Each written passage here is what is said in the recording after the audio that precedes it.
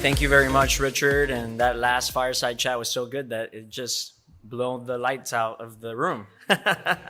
And just want to introduce our panel here. Very excited about this panel to get started. The first panel of the day, Growth Focus Finder, how investors are leveraging their entrepreneurial roots, NextGen family members, and unique models to allocate and scale. Just take 2 minutes to talk a little bit more about you, what you're looking for, what your business is, what your family office is, and just give us a 2-minute introduction for the room. We work with family offices to deploy funds directly into corporations. We really act like a executive producer for movies. So we find deals that are attractive. We bring in the capital. We bring in the management. We facilitate the relationship with the seller, and then we close the deal that way. Thank you. Well, first of all, I want to thank Richard and his staff for having this event here. I love Honolulu. I vacationed here a lot and also got married here. We facilitate for family offices. I owned a financial planning firm for 30 years. During that time, I focused very much on entrepreneurs and business owners. I did that primarily for several reasons. One is that business owners and entrepreneurs are people who need information now. They can't wait a month. Even though we all know tax day is April 15th, what's interesting about that is that maybe a particular entrepreneur or business owner is in a position where they need to be able to have capital at that time, so we have to plan for it. During that, the time that I had the financial planning firm, one of the most interesting things about it is that in looking at how individuals in this country have individuals in this country who have a $10 million net worth or more are 1.5% of the individuals in this country. So the idea is that what we want to do is facilitate work with business owners and provide the services. I believe that my purpose on this earth is to have meaningful conversations with business owners and entrepreneurs, and also with our family office clients, so we can get them everything that they need. Thank you. Thank you very much. Aloha. I'm here from Maui, and in the Hawaiian culture, everybody's very active. So I know we've been sitting a long time. So can we stand? Would you guys do that for 1 second?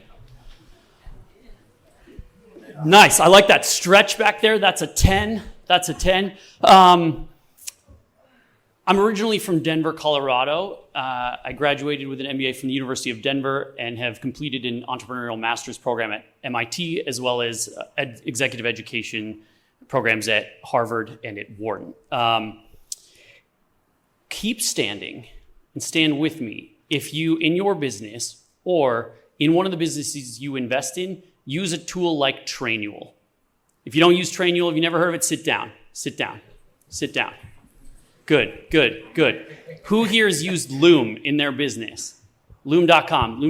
Okay, if you're doing that and you're still up, good. Otherwise, sit. All right, who knows what EOS is? Entrepreneurial Operating System. All right, anybody still standing? Are you a legend? Okay, if you don't know what those platforms are, and if you've never used them in your business or in a business you invest in, don't leave the conference without talking to me first. I'm a founder at heart. My business is in the manufacturing industry, and I literally started it in my basement, and it's a product that you've all literally held. You probably held it at dinner last night.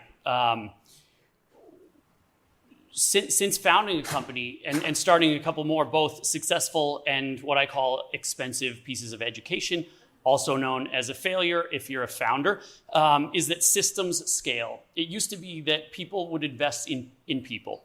And that was a great thing to say. But the truth is you need to invest in the person, and you need to invest in systems that will grow and scale. And the tools that I just mentioned are some of my favorite tricks. They're super easy to implement. I don't work for any of them, but I love them. I use them in all the companies that I invest in. And I really want to thank you guys for being here today. I hope this panel provides a lot of value. So thank you so much.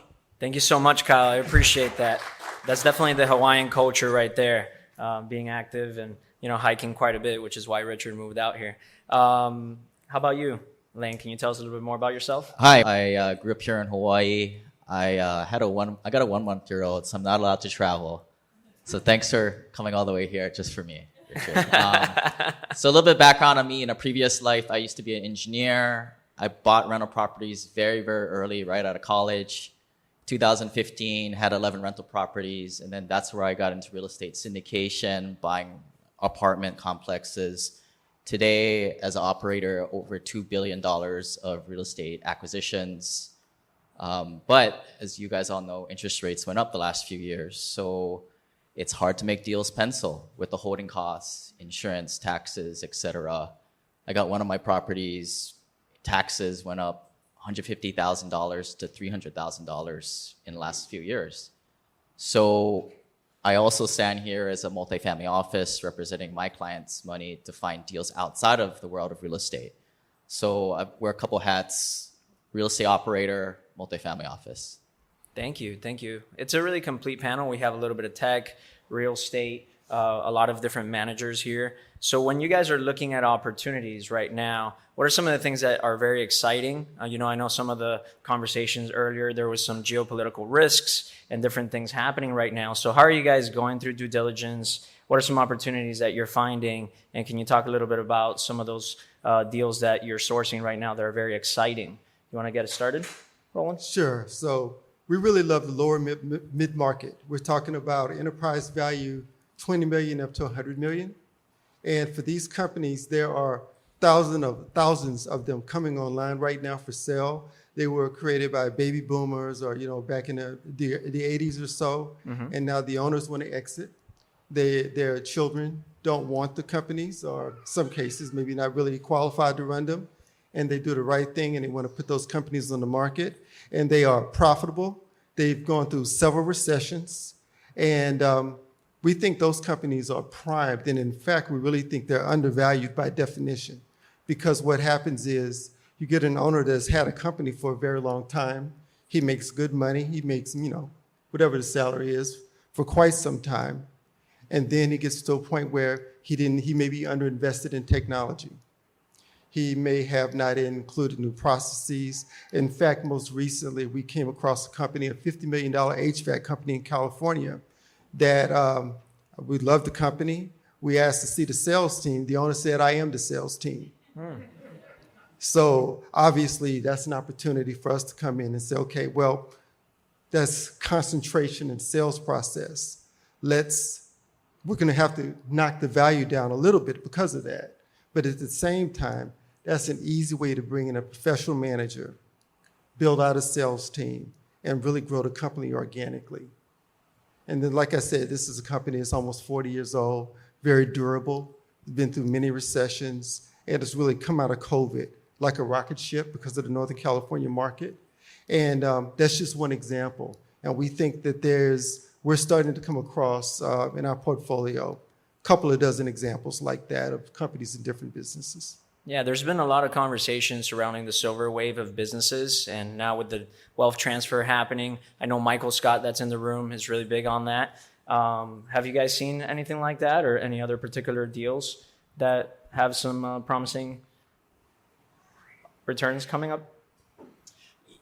Yeah, my family office is called Windward Equity, and my favorite type of business to invest in is one that's founder-led, where the business has outgrown the founder, and the founder is literally trying to do everything from being the chief sales guy to he's doing the hiring. Maybe he's doing 10 million with maybe 1 to 2 million in EBITDA, but he's the bottleneck of the company and maybe doesn't realize it. Because what that allows you to do is plug in some tools that will allow that business to scale.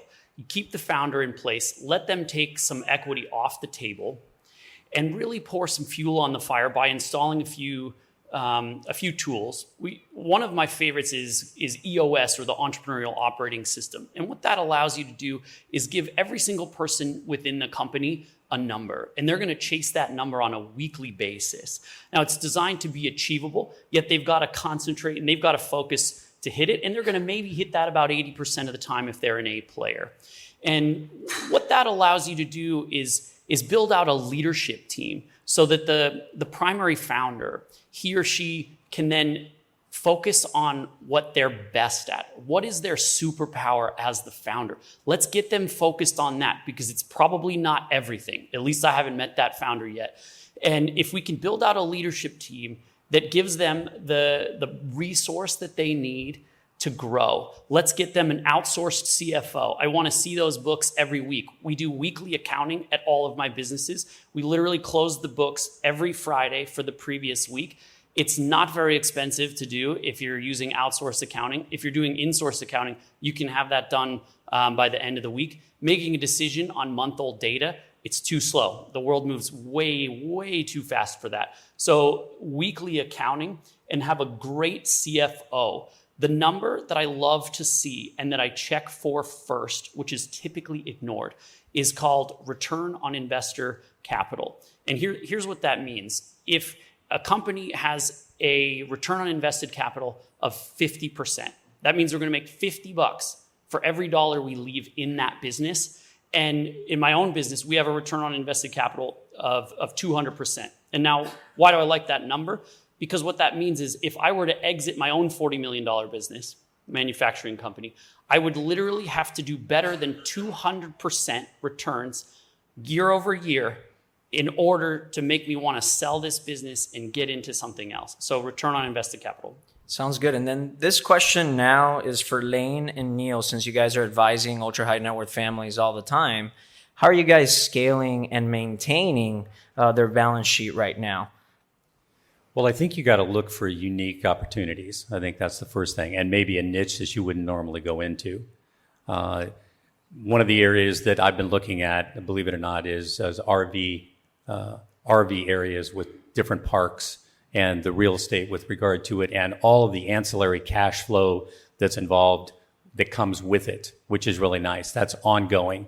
But from an appreciation standpoint, if you can find properties as an example that you can create the value add, then you can 2x and 3x it sometimes. So that's very unique. It gives you the cash flow, plus it also gives you the opportunity to be able to have the appreciation over time. Sounds good. How about you, Lane? So we have a little bit of more contrarian point of view. I'm just a dumb real estate investor. I don't think I can predict when big ideas will fly. So I invest off of P&Ls and financials, right? I mean, that's why I like apartments, because you can look at the last 2 years P&Ls, see the run rate. We've developed 500 multifamily workforce housing in the past, but that's about the only thing that we'll do that is kind of a guess shot for us. I think what's been successful for us is finding people that we've kind of grown up with. I think that's our unique thing, is we're grassroots. So general partners, vendors, like these are the people that we're finding a deal flow from because we had a previous working relationship. So case in point, when we're kind of going through 2022 to 2024, we needed to bring in contractors that needed to work with us on pricing. So where did we find those people? Through our relationships. And these are the same people that we worked with who also have big family office portfolios, who bring us in the deal. And these are these kinds of relationships that we've kind of found from a grassroots point. So it's not particular any industry, but it's more for the people and their relationships that we've kind of worked through by first kind of working as a vendor or consultant first. Yeah. And that's something I always advise to some of the first-time capital raisers in the room. A lot of investors and family offices, they're not looking to do one-off deals.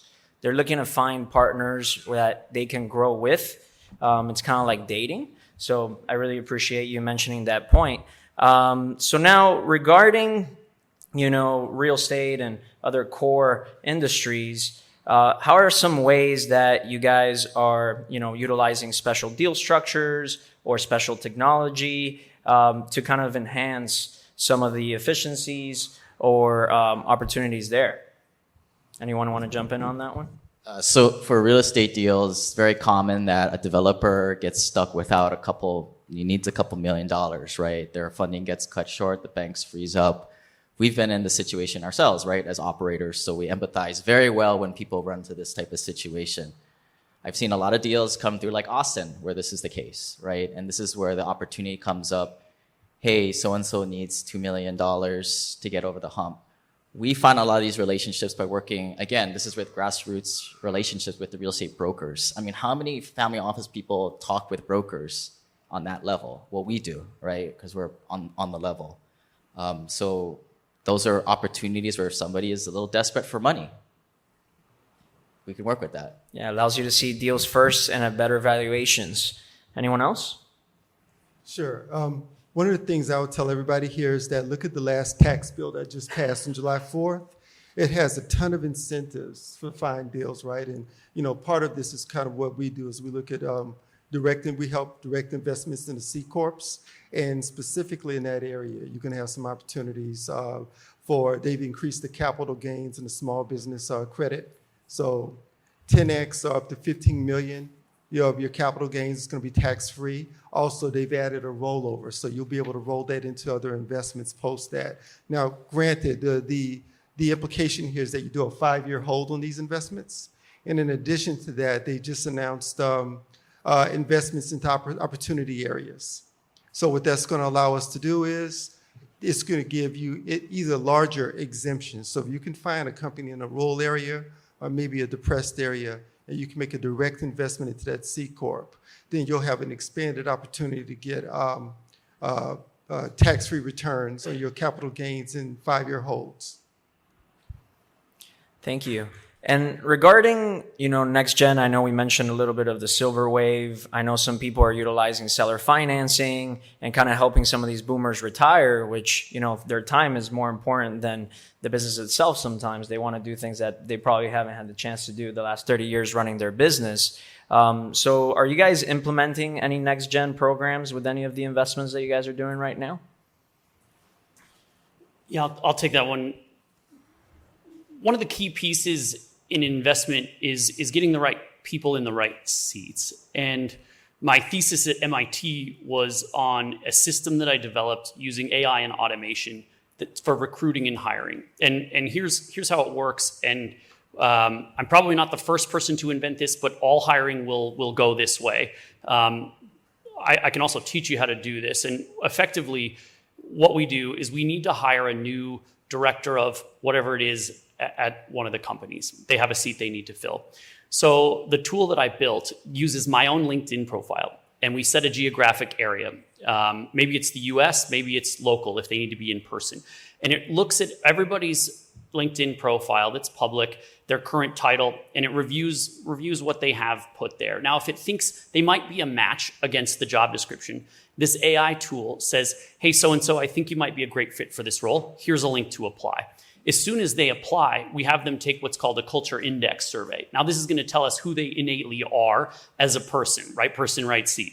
Okay. Then from there, when they upload their resume, the AI tool is going to look at their resume, their culture index survey results, who they are as a person. And then it's going to look at their LinkedIn profile that's public. And then, oh, by the way, we're going to look at every single thing they've ever done on LinkedIn, every post they've ever posted, everything they've clicked like on, who's in their network, what comments have they posted that might not be good. And what it's going to do is it's going to build a profile about this candidate. Then it's going to export to Google Sheets, and it's going to rank order them. So as people apply, it's going to reshuffle and re-rank all those people every single time somebody applies. And what it allows us to do is then interview the top 5 people that applied for this position. And it will also tell us, here's their strengths, here's their weaknesses, because it's compared everything they've submitted against the job description. And it gives us a list of 20 questions that we give to that founder or whoever's in the recruiting role at that company that they're going to ask that candidate in order to make a great hiring decision. That definitely saves a lot of time, but I think that Lane is going to mention now the qualitative side of things a little more. Yeah, right? I got a low-tech and high-tech solution. So the low-tech solution, because we had to cut our underwriting staff in last few years because we weren't in acquisitions mode when interest rates went up. So we would just send deals to our brokers and then the lending broker, right? Hey, we're going to qualify on this one. This thing going to underwrite. So they didn't really like that after a while because they caught on to that little game. But then the high-tech solution, when AI came on board, and with Russell's AI things, you guys see how this stuff works, right? I have like kind of a checklist of 12 quantitative things, so like things that like people will fudge, like are the property management fees in this range is, if laundry isn't implemented in, what range is this in? Like, not all 70% or more of your units are going to adopt laundry washer units, etc. But, quantitative things to kind of spot check. And then if it doesn't hit on that, we don't even waste our time. A lot of people in industry say they look at like 1,000 deals. I'm like, well, that's a waste of time. Why would you spend an underwriter to do that, right? But, I would say we probably go through a couple dozen of deals every quarter. We try and find one good deal a quarter to do. But then, AI has kind of made that pretty easy. Of course, we then have a human do it, right? But AI helps. That's great. And Neil, what are some of the things that you look for when your families are looking for new investment opportunities like the RV parks, aside from track record and, the team? What are some other things that you look for, both from a qualitative and quantitative standpoint? Well, for the majority of what we're doing, we're really trying to be more conservative. I mean, we do want to be aggressive with the percentage of the assets, but the key is that I really look at three things. I mean, particularly with what's happened over the last 10 or 15 years. We want to make sure that we're looking for people who've been around for 10 years and been successful for 10 years. Longevity is really important. We want to be able to make sure that their asset base is large enough, billions plus, so that we're in a position where the third one is, of course, if something happens, like a pandemic or 8 interest rate hikes over a 1-year period of time, that poof, the asset's not gone, or that it's a long time to recover. Because recovery actually is more important, really, if you think about it, than return. I mean, it's great to get a nice return, but if you look at the recovery periods in real estate and stocks and a variety of other things, you're looking at 5 or 6 years just to get back to even. So I'm just not a big fan of losing it and then being in a position where I got to recover. That makes total sense. Before I open it up for questions, can we just go down the row and just provide the audience with $1 million insight, whether to avoid a mistake or something that has really helped you get to that next level? First insight out is tell everybody, look at the tax bill that just got passed. It's something I spent a lot of time on. It's going to be a lot of goodies for the people in this room especially. So it's going to be things like we just talked about, the opportunity zones has been expanded, the also being able to expense more. So what this means is an investment you make in a small business, and I'm thinking the kind we focus on between 20 and 50 in enterprise value, that investment is going to be easier to expand and give you a tax-free return. And then you can roll over to the return into into other businesses. Also, just another quick point too is that expensing. You'll be able to expense if you buy into a business now, and that business will spend $2 or $3 million on technology or whatever. That we'll be able to expense that year one, and that's going to be a boost to your IRR. So it's something to consider as well. Thank you, Neil. I'm going to go a little different direction here. I think it's amazing that you can create some incredible wealth, but what about the next generation behind it? Kids, grandkids. Has anybody really sat down and looked at how that's going to affect them and what you're really doing? I mean, NextGen from that standpoint, in my case, is really key. There's a estate planning attorney who works with very wealthy people in Phoenix, where I spend my winters. Christine Cracchiola, and took her father's notes, who is kind of, I think, the godfather of NextGen, and wrote a book called Fortune Favors the Bold.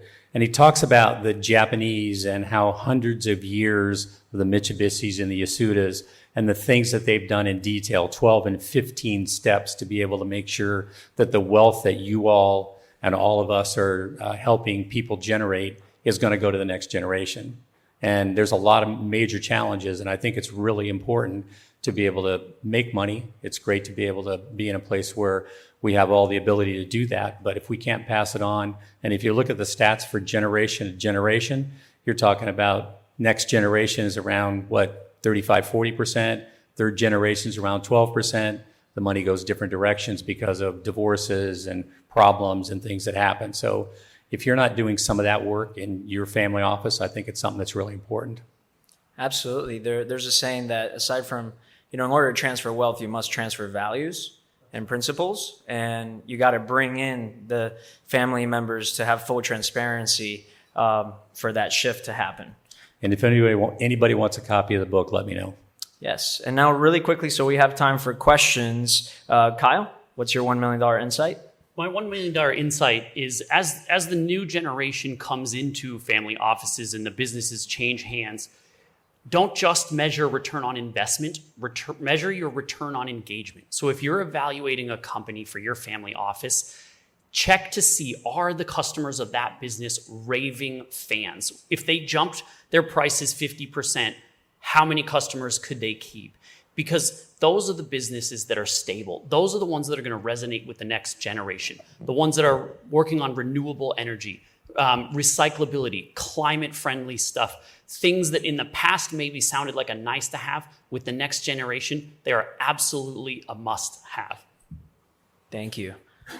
So we focus on multifamily real estate because that's how we operate. But when we go outside of the real estate world, I mean, we did some online businesses. We will usually go out to and bring in a third-party consultant. Usually this person is our friend because we have a lot of friends in different groups, a lot of founder groups.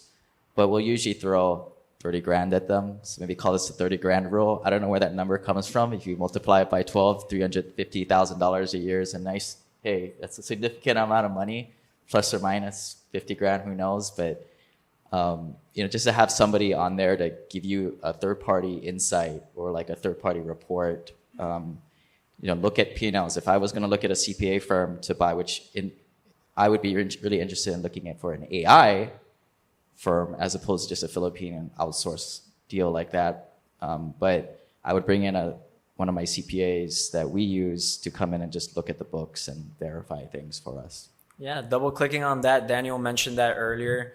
Focus on what you know your strengths and weaknesses, do a self-discovery assessment, and then, hire other people that can bring that missing piece. So do we have any questions in the audience for our panel? Right over here. Just 1 second till the mic gets to you. Thank you. Thank you, Charlie. So thanks, everyone. Kyle, this question is for you, right? So you talked about renewable energy, climate. A number of you folks have talked about manufacturing as well. All right, when you look at the geopolitical situation, clearly there's a lot of interest in kind of bringing, I guess, advanced manufacturing perhaps back to the US. We used to be really good at it. We're not as good at it anymore. You're an engineer who went into real estate. It would have been great if, let's say, manufacturing could have been a good opportunity. What I found in trying to invest into that space is that a lot of investors are skittish about it in the US. I find a lot of investors from Asia or from Europe much more amenable to invest into those highly innovative kind of new technologies, new areas. It's much harder to find US investors. They prefer much more to just do more real estate. Any advice for folks who are actually trying to do innovative manufacturing technology in the US? Yeah, I'll thank you for the question, and I commend you on that because it's as you know, that's a bold statement to figure out how to back U.S. manufacturing when over the last 50 or 100 years it's all gone overseas. I think there's a ton of money to be made in that, and in regard to the political climate, I try not to get too tied up in it or worried about what's going to happen, because anytime there's change, that's actually a great thing because now there's an opportunity. Businesses may be forced to manufacture in the US. So if we can get involved in those industries and those businesses and the startups and founders that are excited about that, let's do that. If it changes, the policy changes in 3-4 years, maybe there's another opportunity there. But whenever there's political instability, there is a huge opportunity in business. You lean into the difficulty, and US manufacturing is difficult, firsthand knowledge here.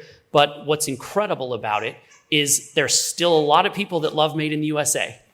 Plug those are your first customers. Go there first. And I wish you luck. I'd love to catch up afterwards.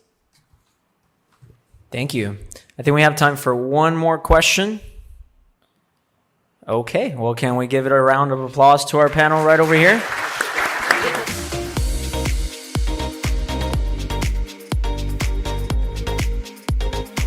If you are a founder, raising capital, developing real estate, or you're an investor, would love for you to get involved in the Family Office Club. I've run this community for 18 years now. We've hosted 300 live events. We have 17 million social media group members and followers. We have the #1 YouTube channel on family offices. We have the #1 most popular podcast on family offices. You can learn more about us and our membership options at familyoffices.com. We have 30 in-person events planned in 2026 and another dozen events this year. Please go to familyoffices.com to learn more.